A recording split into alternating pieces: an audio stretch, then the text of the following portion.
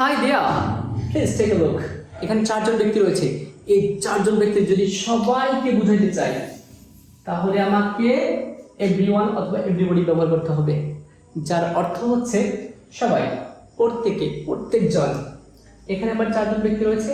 এই চারজন ব্যক্তির যে কোনো একজন, ধরুন একজন, তবে কে সেটা কিন্তু নির্দিষ্ট না।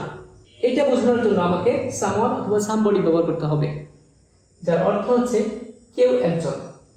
এবং এইটা মানে এই দুইটা শব্দ সাধারণত পজিটিভ বাক্যে ব্যবহার করা হয়। এখানে চারজন ব্যক্তি আছে। এই চারজন ব্যক্তির যে কোনো একজন, এইজন হতে পারে, এইজন হতে পারে, এইজন হতে পারে, অথবা এইজন হতে পারে। এই যে কোনো একজনকে বোঝানোর জন্য আমাকে এনিওয়ান অথবা এনিবডি ব্যবহার করতে হবে। সাধারণত এই দুটো শব্দ নেগেটিভ এবং প্রশ্ন করার জন্য ব্যবহার করা হয়। সর্বশেষ আছে, এখানে চারজন আছে। এই চারজন ব্যক্তি কেউই না। হ্যাঁ, মিস্টার এক্স না, মিস্টার ওয়াই না, মিস্টার এল না, মিস্টার এম না, কেউই না, একজন না। বোঝানোর জন্য আমাকে নান অথবা নোবডি ব্যবহার করতে হবে।